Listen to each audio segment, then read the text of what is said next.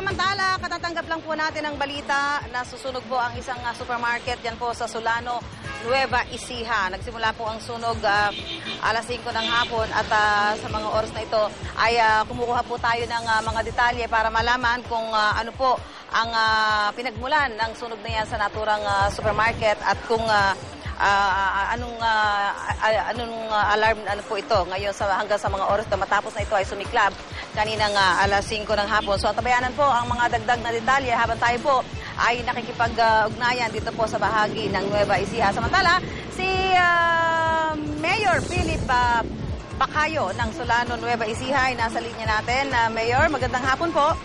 Hello, magandang hapon po. Solano, Nueva Vizcaya po, hindi po Solano, Nueva Ecija. Nueva Vizcaya. Okay, thank you po. Okay. So, Mayor, ano po, pakabigyan nyo nga ho kami ng detalye kaugnay po nitong nangyayaring sunog. Hello? Yes, Mayor. Pakibigay nga po kami ng detalye. Ito yung sinasabi nagsimula kaninang alas 5 ng hapon. At tama ho ba na isang supermarket po itong nasusunog? Yes, tama po. Ito pong Save More branch ng Save More dito po sa bayan ng Solano, Nueva Vizcaya ay kasalukuyang nasusunog nga po. At kaninang mga bandang alas 5 po ito nag-umpisa.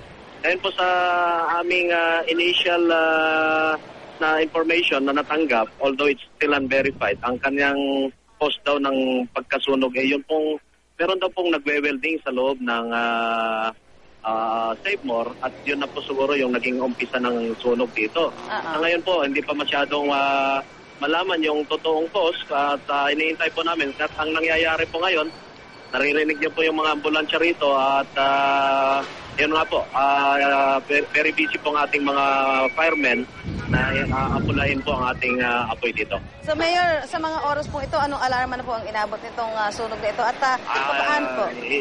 Siguro, kasi siguro, yung pinakamataas na alarm na po kasi parang tinawagan na rin ng Santiago, tinawagan na rin ng, baka tinawagan na rin ng Baguio dito.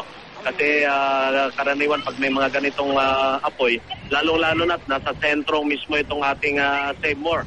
So palagay ko ito yung pinakamataas na alert level ang nakalabas na dito sa bayan ng Solano. Mayor, gaano ba kalaki itong supermarket na ito at ilang palapag ho ba ito? Bali, halos parang 2 palapag to pero dito lang po sa baba ang nagagamit ng Save More.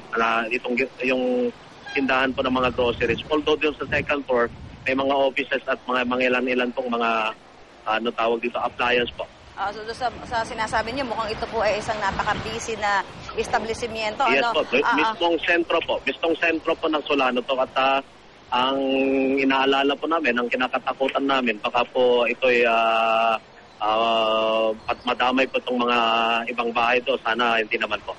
So ayun ho yung kailangan magawan ho agad ng paraan na makontrol at hindi na ho makadamay pa ng mga katabing. Nagsisitatingan na rin po yung mga ibang bombrero mula sa iba't ibang bayan, Pagapag, Bayumbong, Aritaw. Hopefully, makontrol po namin to. Kasi pahanguling tanong ko po, Mayor, sinasabi niyo po na medyo abala ho itong lugar na ito dahil nasa sentro, no? Yun ho bang mga customer dyan, yung mga empleyado, ano ho ang balita ninyo? Nailabas ho bang lahat? Wala hong na-trap sa mga oras na to? Yung mga so far naman, wala po naman kaming nakikitang mga nasugatan na tao o kaya in danger ng mga tao. Nakalabas naman po silang lahat. Yun po ang pagkaalam namin. Okay, so patuloy ho kami makikipag-ugnayan sa inyo, Mayor Philip Bacayo, para ho makakuha kami ng update kaugnay na nangyayaring sunog na yan. Maraming salamat po. Maraming salamat din po. Thank you very much. Thank you po.